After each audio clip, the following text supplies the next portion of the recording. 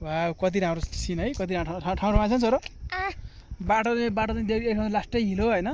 तर त्यतिको हिलो भयो नि हामी आफ्नो त बबाल छ नि होइन बफेलो हेर न अब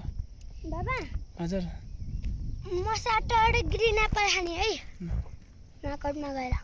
यही त हो नगद ए अलि नगद जाने भने कि यही ठाउँ आने भने यो नगद हुन्छ र यो हाम्रो घर जाम न बाबा आज हाम्रो घर जाम न अर्को हप्ता जाउँ न पिछे खानु छु अर्को हप्ता है बस पापा दे स्कुल दिया हजुर आज स्कुल दिया भए आज मात्रै